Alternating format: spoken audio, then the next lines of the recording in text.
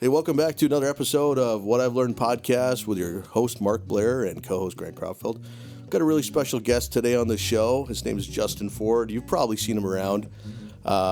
He's either teaching people on how to get their business off the ground.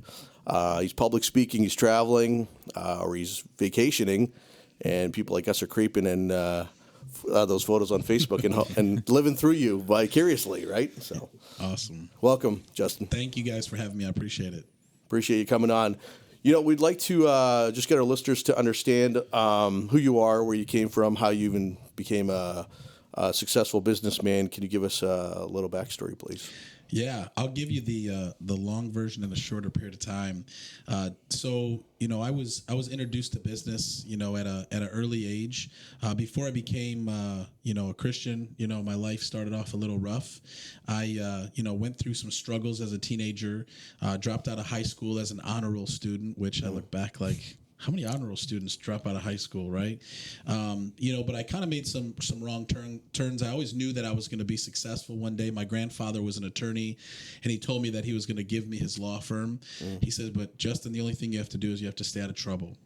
And so I ended up getting into some trouble. I dropped out of high school and, started hanging out with the wrong people. In a very short period of time, I went from, again, being an honor roll student playing football to being a convicted felon. I sold drugs to an undercover cop. I had acquired 8 misdemeanors and a felony within 2 years, dropped out of high school, lost my driver's license for 10 years. I got into a drunk driving accident.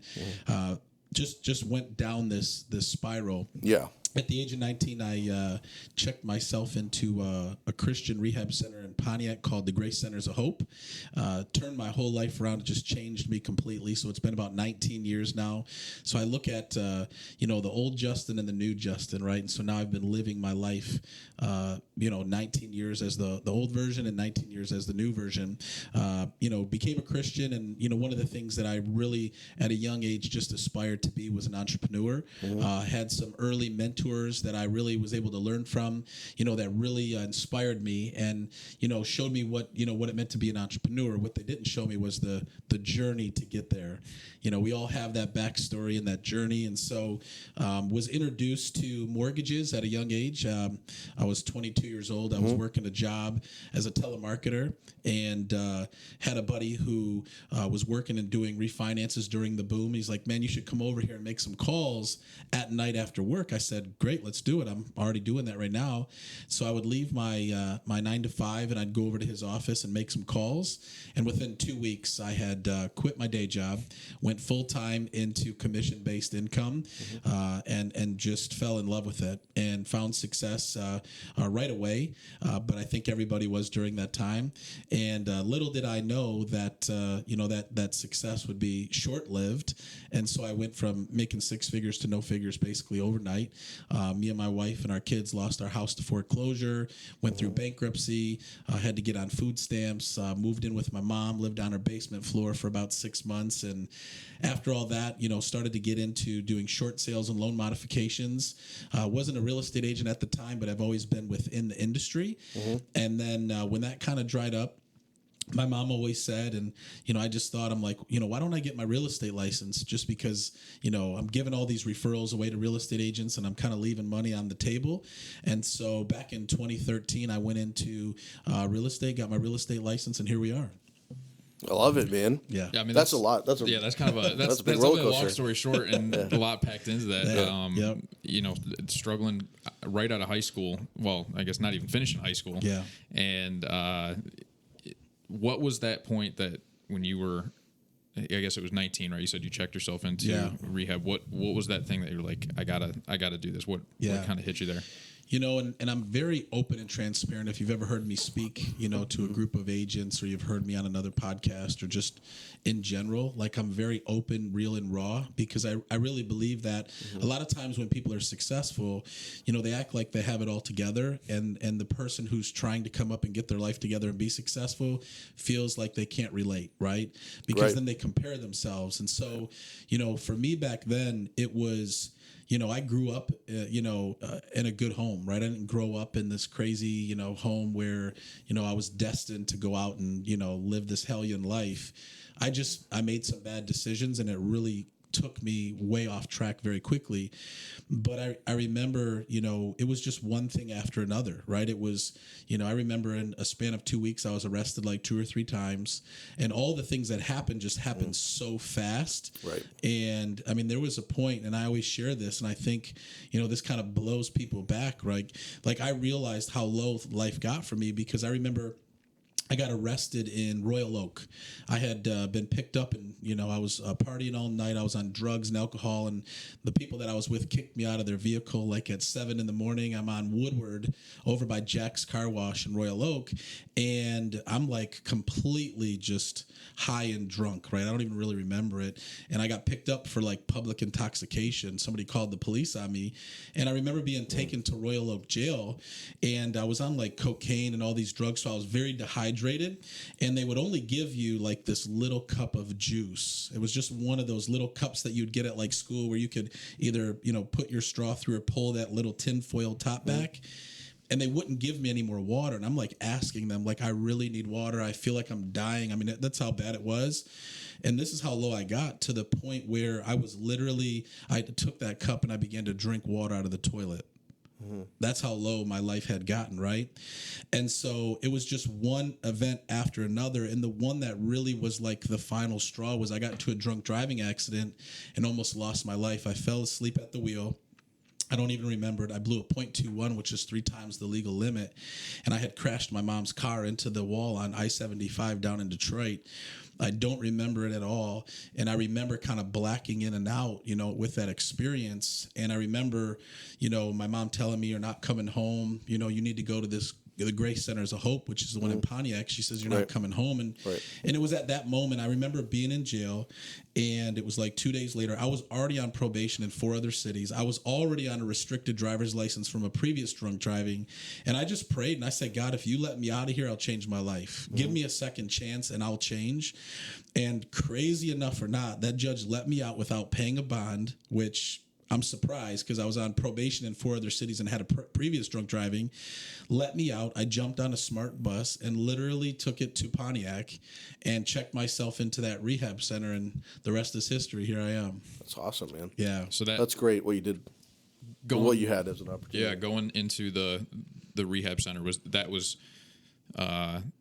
the point where things started to just turn around? Like, did that start to change your mentality? They help you kind of change your thought process on a lot of things there? It was really difficult because all I knew was, the background that I'd come from. And it was only short lived. I mean, I'm 19 years old. It's not like I was on the streets for 20 years, right? It was like 3 or 4 years, but it was so hardcore that I had gotten sucked into this lifestyle that when I went into this rehab center, I was in there with like a bunch of like men who are older than me. I'm like one of the only white kids in there. It's inner city, it's hard, but I'm just ready to change. You know what I mean? At that point, it was like, I'm gonna die if I don't change. I mean, it was that intense, right? And so I went in there and basically God gave me that second chance. So I held my end of the bargain up, and I was there for about 6 months, and it was difficult because here you are living in this rehab, you don't have a job, you don't have any money, you have to go to all these classes, but I remember going in there and being sincerely, ready for a change, right? Because I saw where my life had gone, and I seen how far I had fallen, and I knew that at that point I could only go up. Right. Yeah, you'd already hit rock bottom, and Completely. it was only going up from there. Yeah. So, and now you said you'd gotten out of there, and I'm assuming at this point, did you eventually get your GED? Or Yep. okay. Yep. Actually, what's crazy is I ended up getting my GED before all of this happened. Really? Because I was in jail when my graduating class was graduating. I was in jail when they were graduating. Okay. And again, this wasn't like, I was an honor roll student. I played football, and just in my sophomore year, I had dreams to go to college and be an attorney for my grandpa and all these things. But it happened so fast that I was always, from an academic standpoint, I was always smart. I was the kid that could go into school, never do any homework, and still get a good grade. Still, not study for a test and still get, good grades on it. And so, when I didn't graduate high school, I still wanted to get my GED, and I scored really high on it too. Cause I knew that like I didn't want to just let my life go, completely sideways. And so even though I didn't graduate, I definitely got my GED. And, when I came out of the rehab center, that's when like purpose, started to show up in my life. I started speaking for Mothers Against Drunk Driving, and then I would start traveling in high schools and speaking to kids about, the lifestyle that I had lived, and trying to encourage them and teach them that wasn't the life that they wanted to live. And what's funny is when I began to speak, I really knew that one day I was called to like really speak and be a motivator. The first time that I spoke to a group of people, I was so nervous that I ran off the stage. But I came back because I knew that I had to finish, and I knew it was a part of my future. And then I've really been able to intertwine speaking and motivating and inspiring people now through real estate and business. That's awesome. Yeah. And so kind of moving forward to the storyline here. Yep. You had gotten a job as a telemarketer, right? Yep. So what was that like? And that obviously, as we move along, it'll probably connect the dots as to how you got success in the future. Yep. But you were working a job where you were just picking up the phone and dialing all day. Yep. So it's funny because I look at my, even, with all the jobs that I had after, I started turning my life around, they were all sales type jobs. And it's funny because a lot of them were all phone sale jobs. Like for a short period of time, I was a travel agent. Right. And then I was a telemarketer. And so everything, and then even going over to the mortgage company and, prospecting for refinances, I was always number one, right? I was always a top, seller or top, telemarketer, prospector. And so I early on started to see that there was a gift that I had to communicate. And so I realized that was definitely a part of, what I was going to do for sales. Yeah. Yeah. And it sounds like having to have gone through that kind of like do or die situation where you're at rock bottom, you have to make a change. Right. Moving into a business or model where you have to work for your money, and it's that do or die, like you got to do, or you're not going to survive. You're not going to make it. Probably was a little bit more comfortable, a little easier to have to be able to rationalize that, like, I work for the money that I get. Yeah. And I see that even now. Like I have 4 kids, and my daughter, she'll be 21, and I have a 17-year-old, and I just see the generation today, their work ethic is different. And I think a lot of times too, I compare my work ethic even with other people. And I almost think, I'm not saying this, that it's not fair for me to look at it that way, but I think what you just said is the reason why my work ethic is the way that it is, because I was in a fight or flight mode, a survival mode where I had to succeed. Like success was the only option for me. It wasn't like, okay, well, let me try this out, and if it doesn't work, then no, like it has to work, right? Success is the only option. Winning is the only option. To make it happen is the only option. And so that's just been my mindset since day one. Yeah. And I've talked with a lot of people that have been in similar situations, and I always find when they've gotten out of it and they've pushed past that hardship, that they're in a similar mindset where they're in that like do or die, and they can overcome a lot easier because they've already been through kind of the hardest point they had to go through. Right. And everything else gets, when you look in hindsight, it's kind of easier. And, and it's not as scary, not as difficult to just be able to put yourself out there, because you've already had that rock bottom point, and you just know you can't be any worse than what you're trying to do now or what you're going for now. Yeah.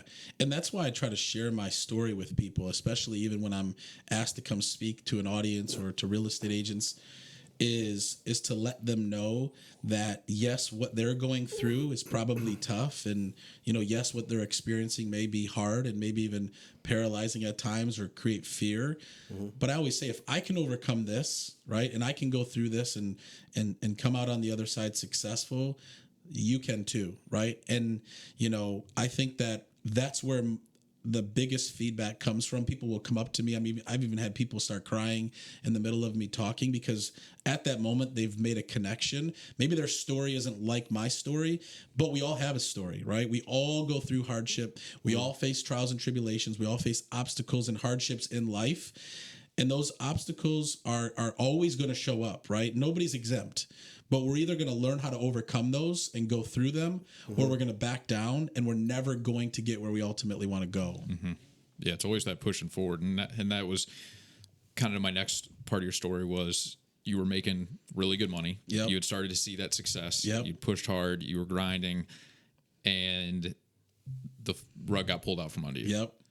So tell us a little bit more about where that, how that story worked out there. So I'll be honest, so my wife and I, we got married. I was just turned 23. I met my wife at the telemarketing place. Okay. So I was her supervisor. We met. I had already had my daughter, who I had just gotten full custody of. So I got her when she was 4, and then my wife had a son. He was 1. And so eight months after meeting, we were married, and we'll be celebrating 16 years this year. And so so we got married, and I got into mortgages before we got married, started making good money. And to me, coming from the life that I had, I came from a very low to middle class family, right? I lived with my dad at 12 years old. My parents divorced when I was 2. I mean, I never went without, but that was it, right? We never took family vacations. We never, went out of state and did all of these things. But I realized once I started making money, I thought I had arrived, right? Here's this kid who dropped out of high school, former drug dealer, drug addict, alcoholic. The minute I started making 10 grand a month, I thought I was the king of the hill, right? The problem is we didn't have any type of background financially. Nobody taught us anything. So what do? We go out and I buy my wife a brand new car, me a brand new car. We go out and buy a house. I buy $1,000 watch. We're eating lobster tail and, steak every night. And we thought like this was going to last forever. And then I had a mentor at the time. He said, Justin, I hope you've been saving your money because this bubble's about to pop. I said, oh, man, you don't know what you're talking about, right? I've arrived. And then, like you said, rug gets pulled out from underneath us. And we went from 6 figures to no figures literally overnight. And that was a very difficult time because I remember when it slowly started to fall apart, I did everything I could to try to keep it together. And then finally, I just had to surrender to God and say, you know what, God, I'm just going to trust you through this process and know that we're going to get through it. But it was difficult. I remember when they came to take our family vehicle, and our kids are young at this time, and they're putting our family vehicle, the Pacifica, on the back of a flatbed and taking it. Right. And my kids are like, where are they taking our car, Mom? Where are they taking our car, Dad? Right? And it's gone. Then here in Michigan, as you know, we have a 6-month redemption.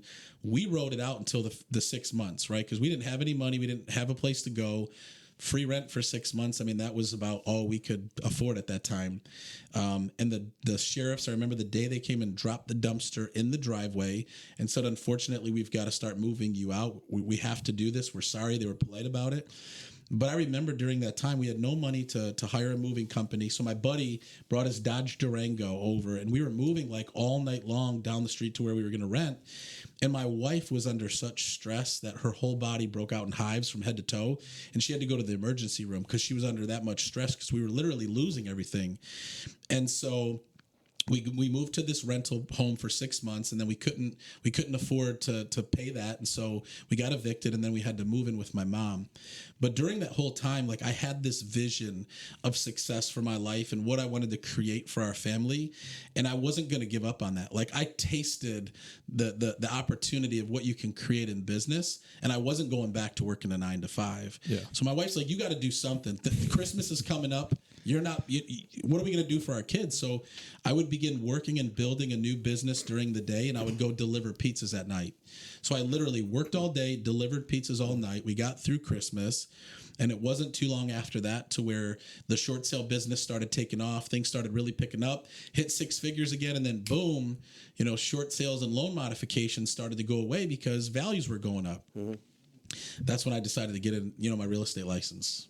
So what year was that? That was 2013. 2013. Yeah, 2013 is when I got my license. So you had a solid couple years there where it was like a roller coaster, right? You get up the hill, you think you're there, and then come back down. Yeah. But we've talked about this before, and it's a common theme. When you have somebody who's got the determination, got the drive, who's made it at some level in their life, you can get back there, right? And I know in our podcast a couple podcasts ago, this is one of our first ones, but I talked about how life, you're juggling a bunch of different balls, right? You're juggling life, you got family, you've got health, you've got relationships, you've got all these different things, work, money. Yep. All of them are rubber balls; they'll bounce back, right? Except for health and family, right? And those are 2 glass balls that you can't you have to avoid dropping at all costs. Yep. If you drop it, it can chip. Sometimes it can even shatter. And Yeah. the rest of them, though, money, all that stuff, it'll bounce back. Right. And but when I'm sure now, especially now, Right. if they took you back to zero, if you got the rug pulled out again, Yep. you've been there, Yep. you've done it, and now you know even more how to rebuild and go back up. Yep. Which you see so often of people that have been there, they lose it all, and then they come back even stronger. Yep. And determination's a lot of it. Some people give up, but I think especially from where you've come from, where you've been, what Yep. you've been through, there is no more give up. No, there's not. I mean, I even teach this in my classes. I'm like, when you make a commitment, right? When you've committed to do something, like finishing the race or succeeding is the only option, right? It doesn't matter if you have to kick, scratch, crawl, right? Fall down, 2 steps back, all of those things, right? The one thing that we can't control is the process, right? We have to commit to the process, and the process looks different for each one of us. Our life process and where we are to where we want to go, we're all maybe on the same journey, but it's going to look different for all of us. And I think what I've seen is most people never succeed because once it gets hard, they quit, right? But I always say this, right? It's going to be hard to quit, right? Like if you're living the life that you know that you don't want to live, if you've given up on your dreams, you've given up on your goals, you're living in a place where you know you're not satisfied and happy, that's hard too. Oh, yeah. That's even harder, actually. Right. So I always say, you just have to pick your hard. You're either going to pick your hard on the journey to success, or you're going to pick your hard to stay, dormant, right? Yeah. It's going to be hard either way. You just got to pick which hard it's going to be. Yeah. And, I've always said that it wasn't my quote or anything like that, but you never know how close you are to success. Right.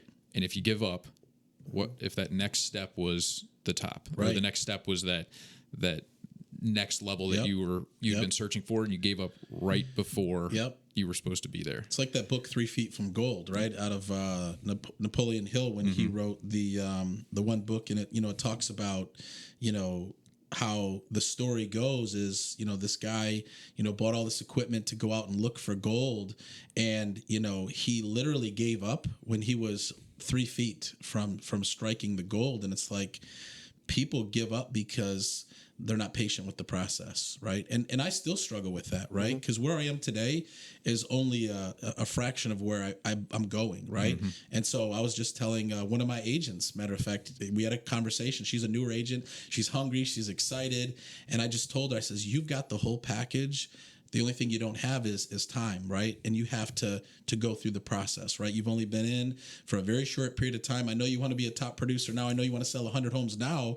I said, but the only thing that's against you is time, but that will come as long as you're committed to the process and you put in the work. You're going to get there. Yep. But so many of us just want to circumvent time and circumvent the process and just show up where we ultimately want to be. But what I've learned is I wouldn't change anything about what I've gone through because it's made me who I am. It's where the character's developed. It's where we acquire wisdom. It's where we become who we need to be in order to be successful, in order to be a good steward financially, in order to be able to lead people and not, have the character where you crumble and fall when hard times come. Yep. Yeah. That's Because they will. It's a cycle. Absolutely. Oh yeah. There's hard times are unavoidable. No matter what. It doesn't matter who you are, where you're at. Right. And the levels vary. Obviously, some people get the Yep. real short end of the stick. Yep.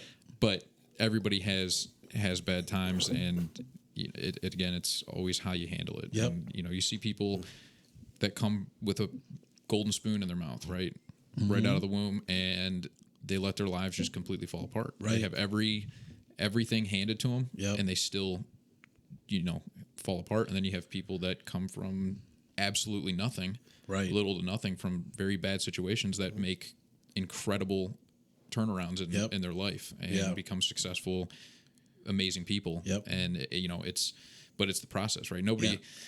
Nobody becomes an overnight success. It's always we see the overnight success, Right. and I feel like society today is so fixated Yep. on immediate gratification. It's got to happen today. Right. And like you're saying with your agent, either they want that. The expectations are, well, if I work for 90 days, I should have 6 figures by Right. in 90 days, right? Right. And they see people making 6 figures that have been in the business for 8 years, Right. 10 years, Yep. and they're like, well, I want that, right now. Yep. And they don't see that it's the process, like you're saying. Yeah. You know, it doesn't happen overnight. It can happen faster than later if you're doing the right things. Yep. And sometimes luck's involved in it too. Right. Yeah.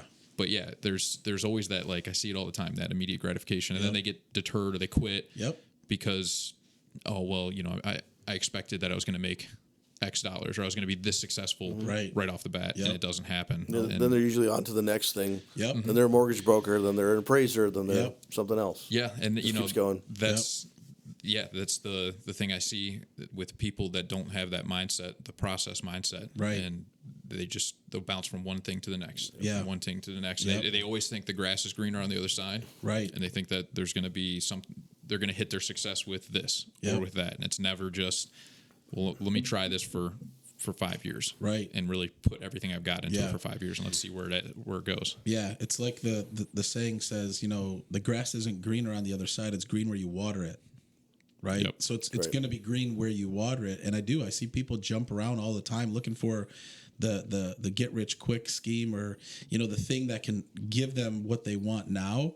But it's all about mastery, right? It's all about becoming, you know, successful in a specific thing and work that thing over and over and over and over and over again. Yeah. Well, it's with every aspect of life. And I'm sure you got plenty of stories as well with, you know, with your life where it was. I'm sure that had a strain on your marriage and everything as well. Yep. And at some point there could be that well, the grass is greener on the other side, and you know, where your wife didn't stay with you thinking that this is never going to get any better, and it's never going to work out, and move on because there's going to be something better somewhere else. Yeah. But look at where you're at now.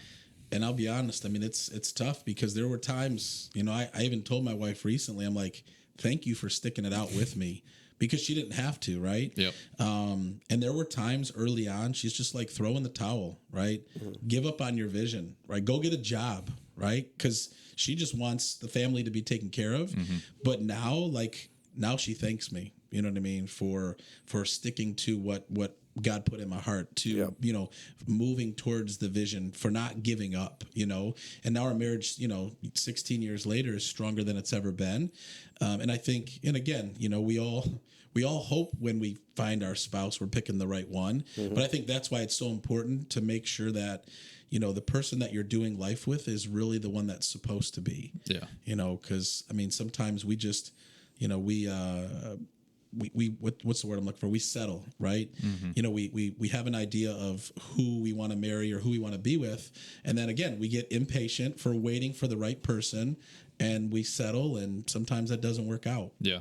I'm thankful that, you know, my wife Joy is definitely the one for me. Yeah, and like you said, you know, you gotta water the grass that's in front of you. Oh, absolutely. And sometimes, in that analogy as well, sometimes, you know, it takes a little bit longer. Oh, it does. Maybe things outside of your control, like the weather, it's a little bit colder. It doesn't grow as fast. Right. And you get deterred, or you know, the weather over there is looking better and looking greener. Right. But you don't see right now that in the future you're going to get the best weather ever, and your grass is going to just keep doing the process, keep doing the process, and eventually it's all going to pay off. That's it. It's just trusting the process. That's what it comes down to. Yeah. And I see so many people just give up on that. Yep. And most people.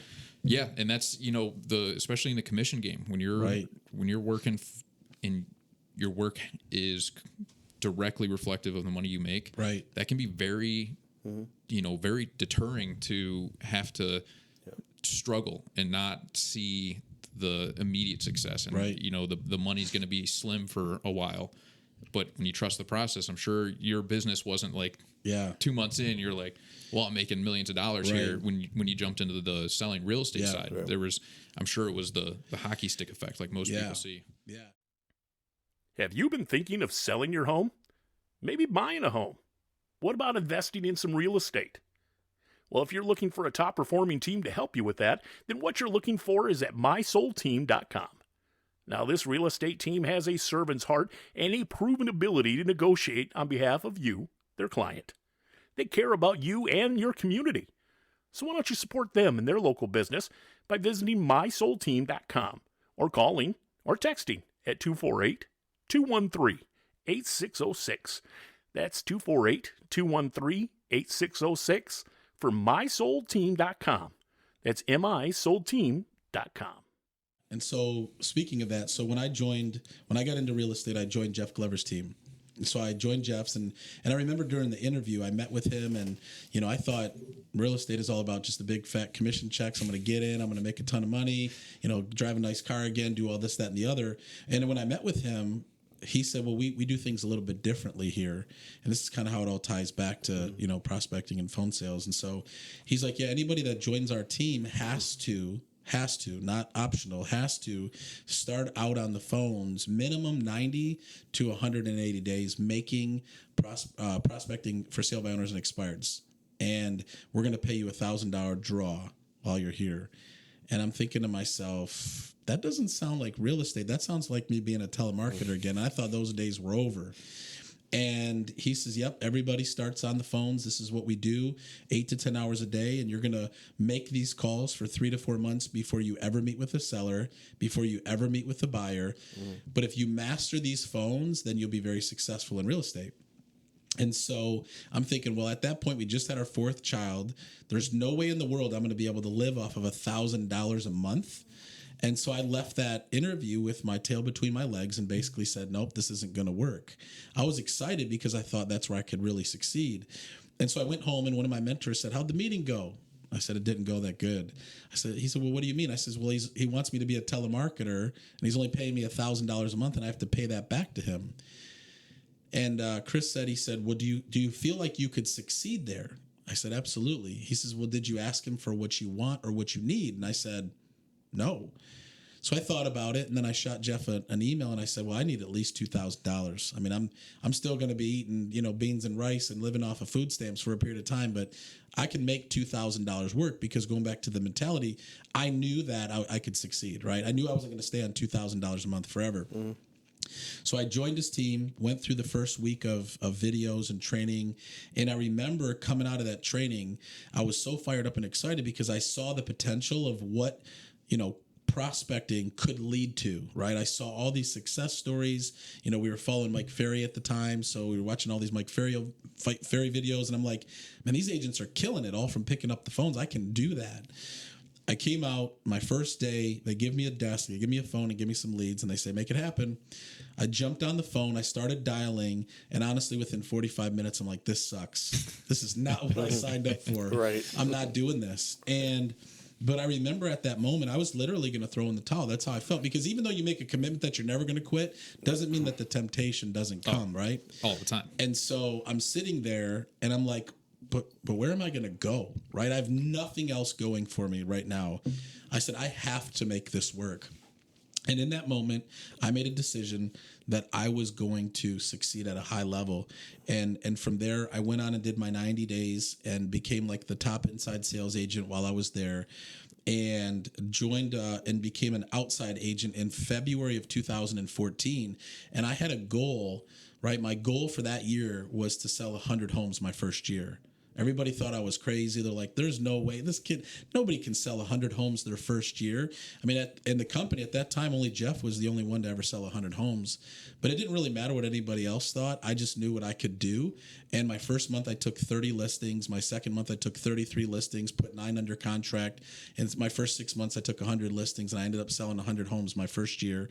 Became Jeff's inside sales manager. I was on his agent leadership council, became his inside sales, not only his manager, but I was the top agent while I was there all 3 years that I was there, and just tore it up. But it was like I flipped that switch and made a decision that I was going to win. And so I had that mentality of, I'm living off of $2,000 a month, and I knew that was only temporary. There's no way I could keep that. I couldn't do that forever. And so my first year, I think I made like 150,000, and I've never looked back since. Only been on the up and up. Yep. And so what are some of the biggest lessons you took from getting into that business? Yeah. And because obviously Jeff, especially today, if you guys don't live in Michigan, you might not know him, but if you live in Michigan, you've seen his billboards, you've seen his ads, and you've heard him on TV or on the radio. You've seen him at the Tiger Stadium. Yeah, one of the biggest agents around. Yep. And But he wasn't obviously that big when you joined it back in 2014. There. Yeah, I think the year that I had joined, they had just sold 400 homes, which is great. But now they're doing 1,000. Yeah, so they've substantially grown, but they were still doing things very well, very efficient. They probably haven't changed their model much from then to now. It's just doing the process, and now they're at where they're at. Yep. What are some of those big like ahas or those big nuggets that you've taken away from and learned from Jeff and his business? Well, I'm so grateful because there was one thing that Jeff said to me, when I was kind of debating whether I'm going to, join his team or not. He says, Justin, if you'll trust me and you follow what I teach you, you'll be successful. Like you're going to crush this. And I trusted him, right? And so I'm so grateful and thankful that was my introduction to real estate because, even being a real estate coach right now, I see so many agents get into real estate and they're just like wanting business right away, like we talked about, and they're waiting for it to come to them, but it doesn't come to them, right? And so this is why 90% of agents within their first 2 years are out of the business. Whereas I took 30 listings my first month, right? And it was all because of learning the skill of prospecting, right? Being able to get on the phone and call for sale by owners and expireds, those are now opportunities, right? Mm-hmm. And so being able to learn that from day one has really laid the foundation of where I am today, even in my real estate business. Last year I had my best year ever. I did 125 sales and I did 31 million in personal volume.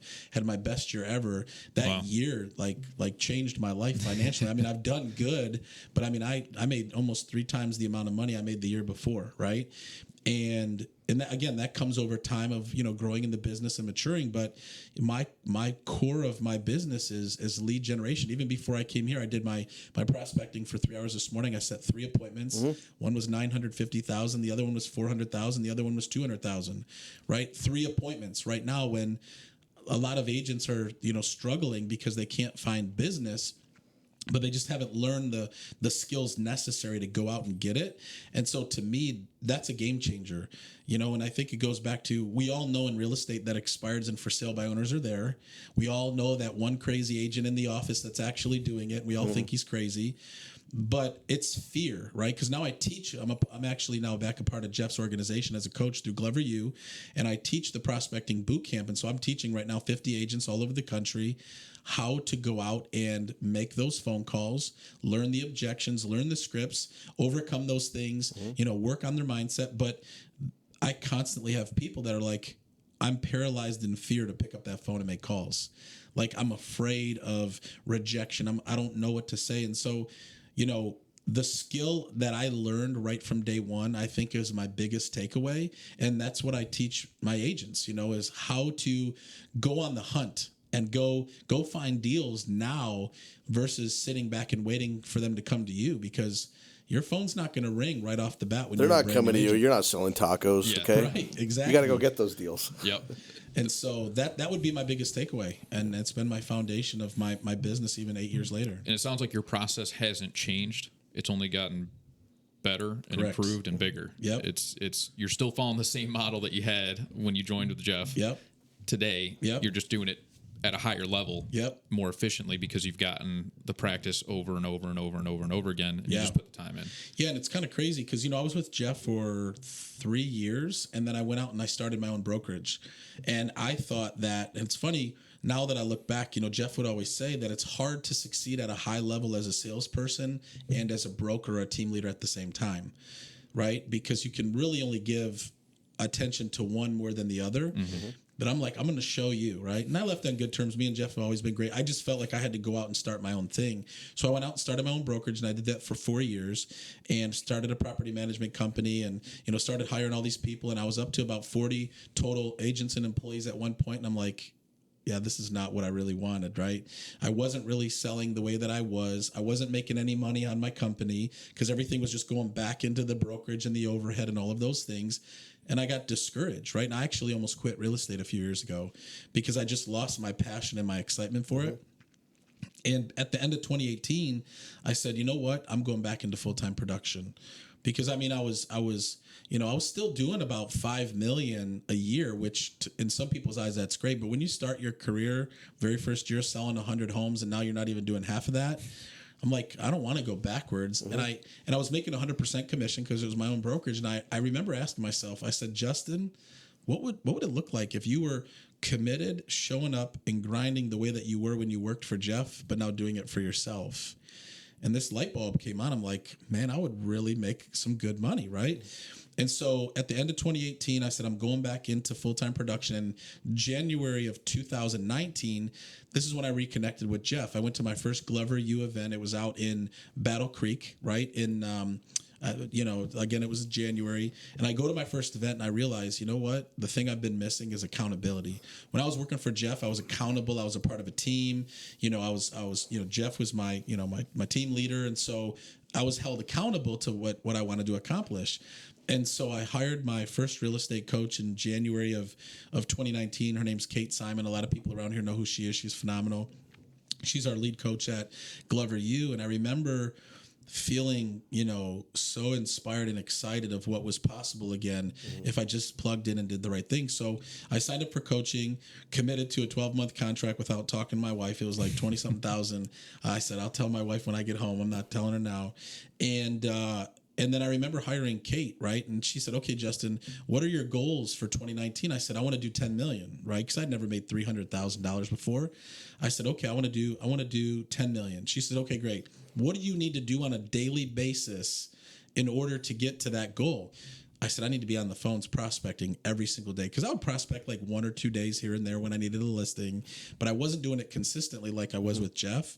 And she says, okay. And I think this right here is the thing that separates people who are going to succeed at a high level and those who aren't. She says, okay, what's going to be the penalty from an accountability standpoint if you don't? I said, well, what do you mean?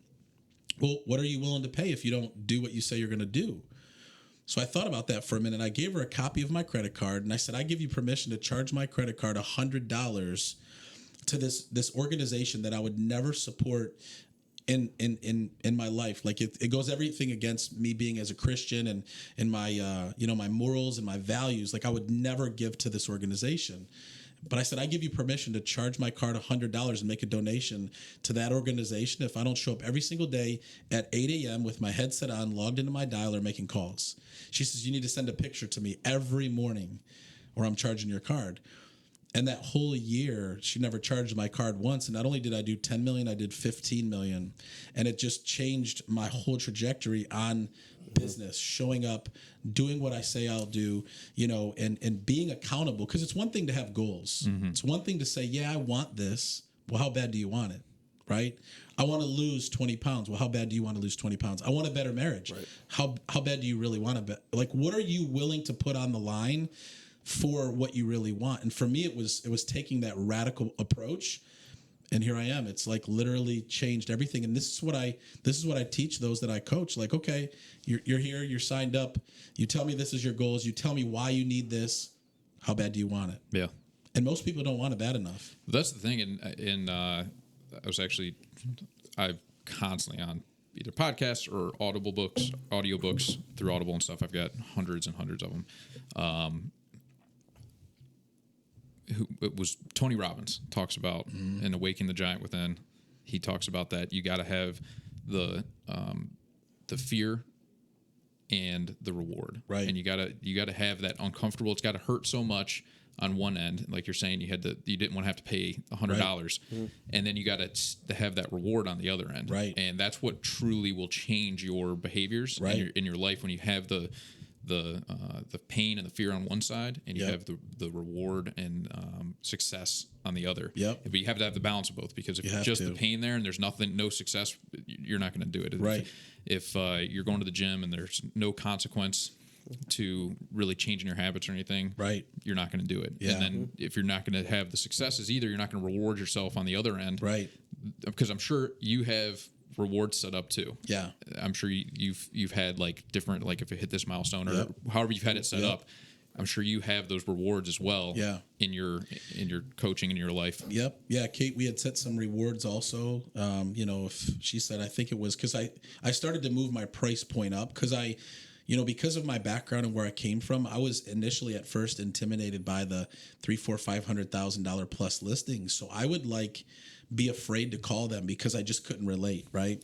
And I felt like, here's this, ex drug dealer, alcoholic, drug addict. And so there was in my mindset, I had to deal with that. And so when I started to overcome that, Kate was like, hey, would you rather work $100,000 listings or $300,000 listings? Because the work you're going to put in is the same, but the payoff's going to be a lot different.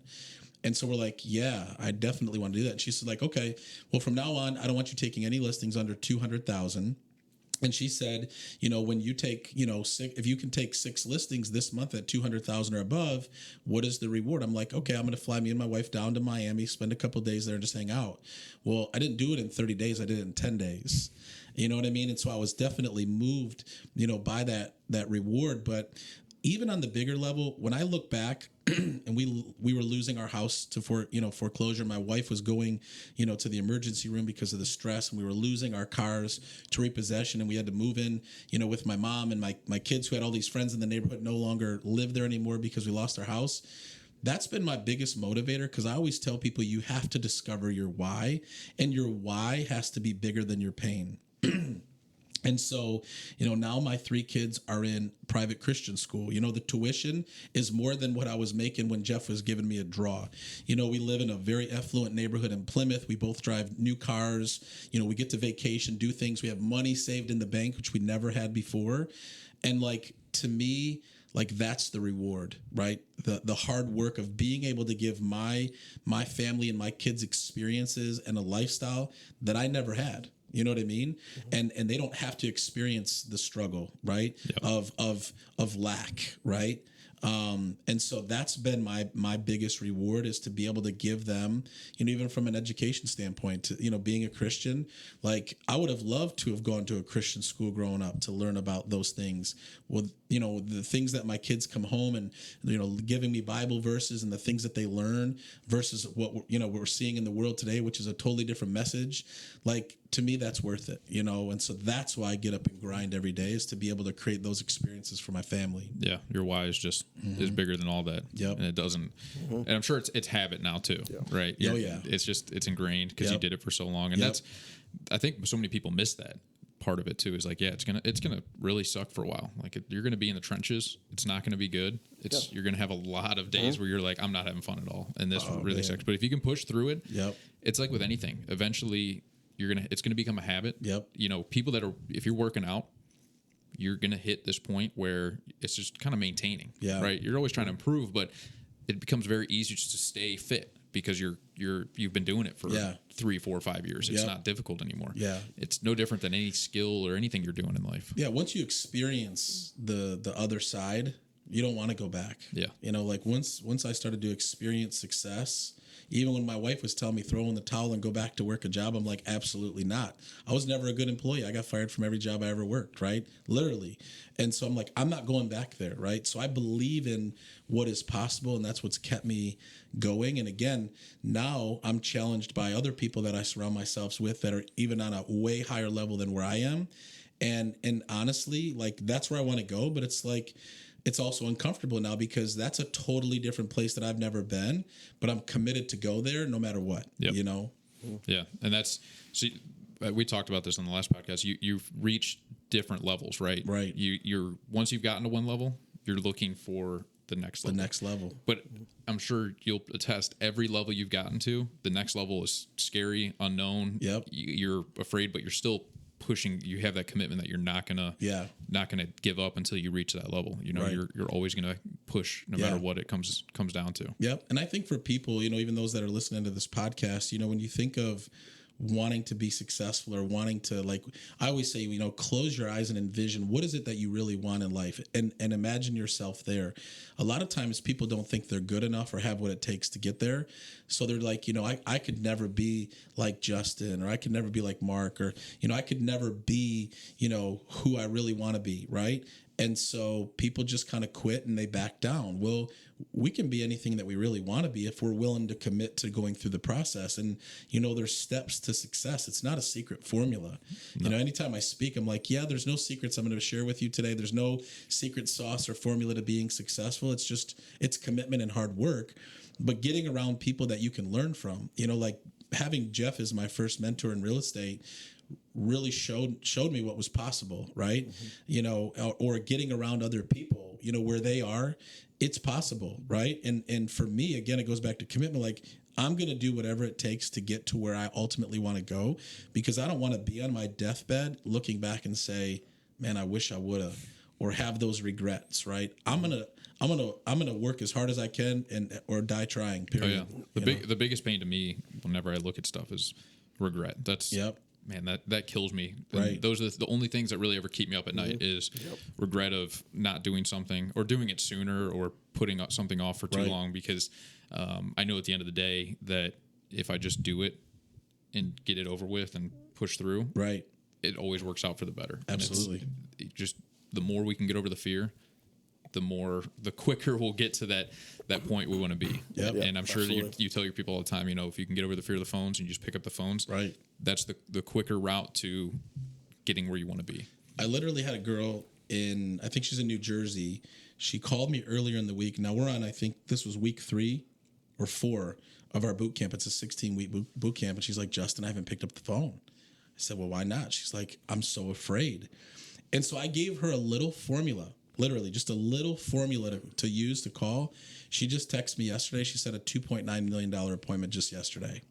And it was just by tweaking some of the things in the mindset, because that's what it all is. It's mindset, right? Yeah, absolutely. And so, and she set this appointment, right? And so I think we get stuck in our mindset, and I always tell people, it doesn't, like, your mindset can change, right? And this is one of the steps we talk about, is creating a strong mindset. It's a process to change your mind, or even from a biblical view, you don't even have to be a Christian to understand. The Bible says, be transformed by the renewing of your mind, right? You can renew your mind by listening to podcasts like this. Absolutely. Or watching YouTube videos. That's what people are doing, right? They're Right. basically building up their mindset constantly. And, people, if you're, like you said, definitely around making phone calls. Right. But at the end of the day, they're just people like you and me. They're That's just it. doing the same thing. They're after the same stuff, more or less, give or take, in a different stage. Maybe they've evolved from one to the other. Yep. But at the end of the day, we're just all people. That's it. I literally have it's a playlist in YouTube, and it's different videos. It's either like Jocko Willink, sorry, my mind's spacing, but different like motivational people in different videos. Yeah. Every morning when I get up, I play. It's called my morning playlist. Yeah. And I play it, and I'll take a shower, and I'll do all this stuff, and that playlist will play, and I'll just set my phone and listen to the words and stuff. I'm not watching the videos, Right. and I'm listening to it, and I just know that in the morning I got to get my mind right, Right. and then before I go to bed I got to get my mind right. Right. And people always say I sleep like a rock. Yeah. I will not. I mean, I'm used to sleeping in the dirt and stuff, so Yeah. it's not a big deal for me. Yeah. You might want to explain that a little bit for our listeners who don't understand what you're talking about. When you're in the infantry in the army, you sleep in the dirt a lot, and That makes more sense now. Yeah. when I get to sleep in a nice bed, it's a lot easier. But I know for a fact there was definitely a point in time where I had trouble sleeping. Right. A handful of years ago, I wake up in the middle of the night, I'd stay up till 2, and I just struggled sleeping.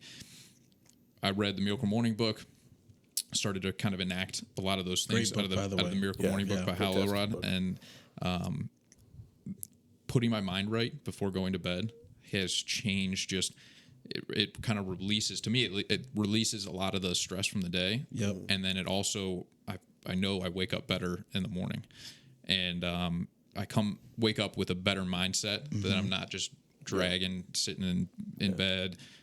Like, what am I going to do today? That was the worst feeling for a while. It was like the day ran me, and I hated that. And it was like, what am I going to do today? And then turned into, eventually was, I'm running this day. Like, from A to Z, this day is mine. Yep.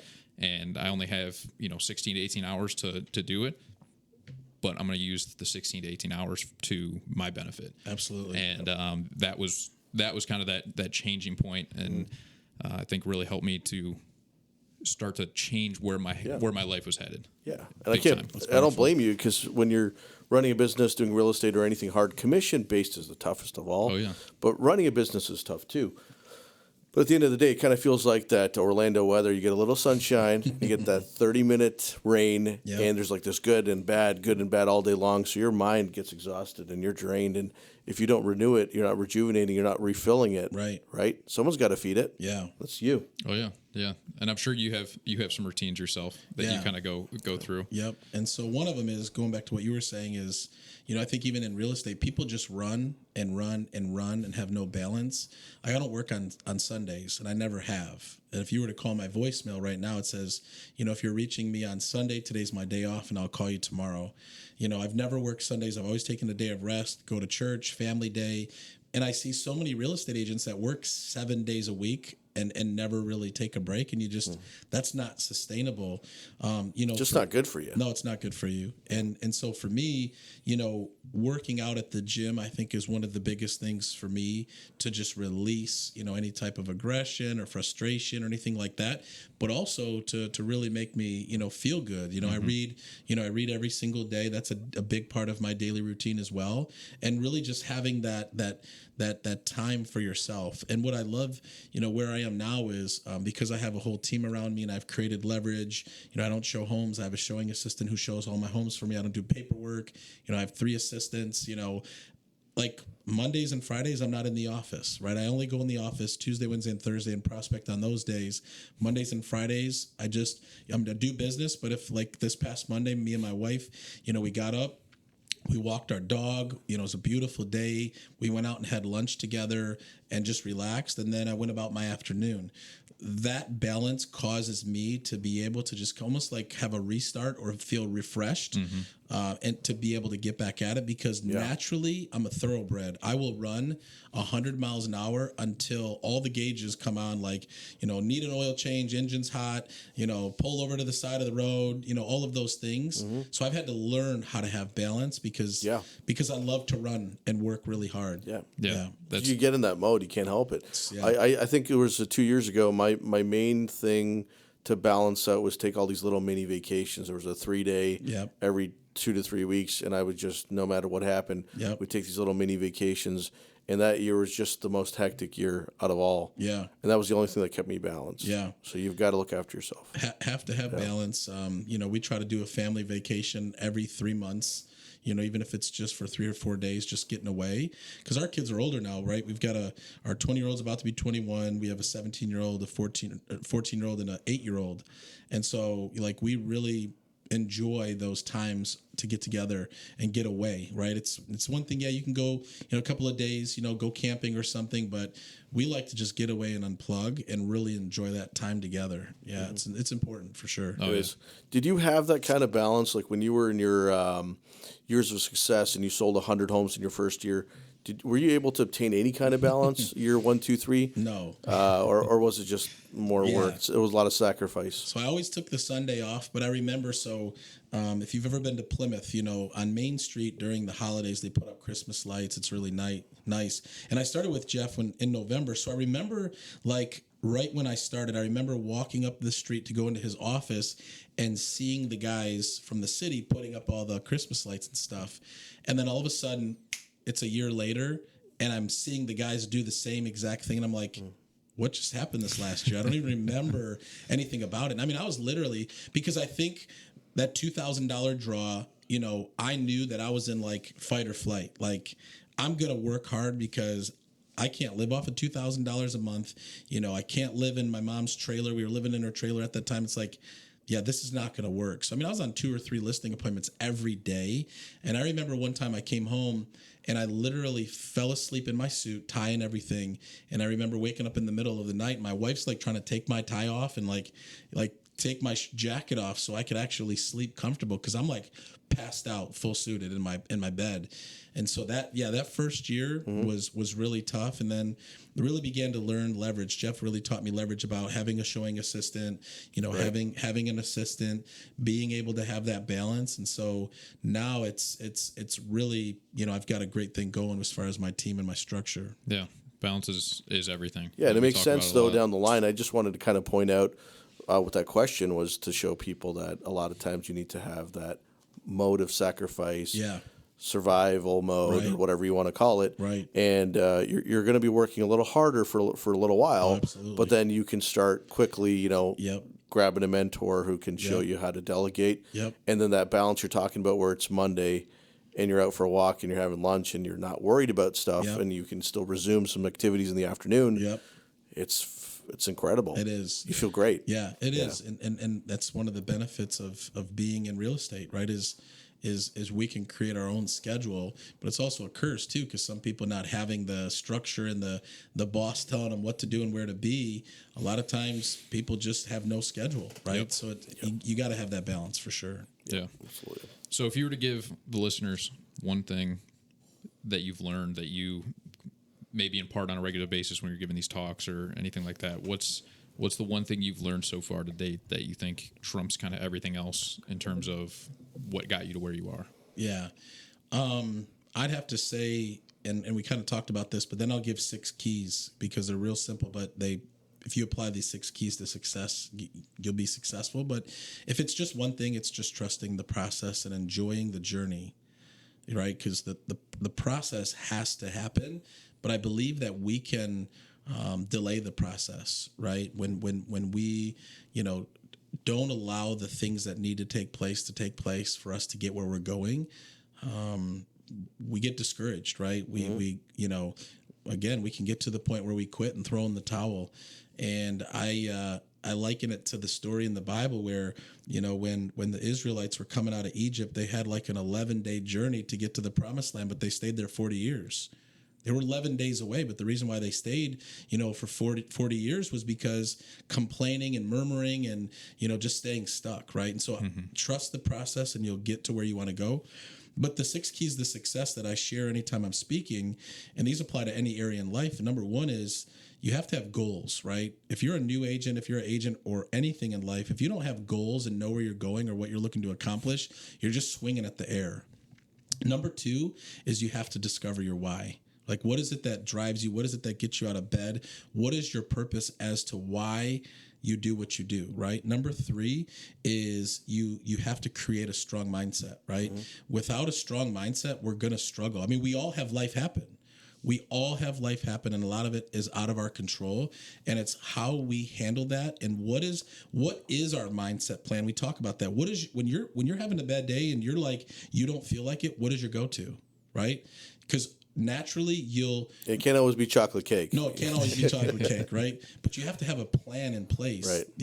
And then how do you get there? Number 4 is you have to make a commitment, right?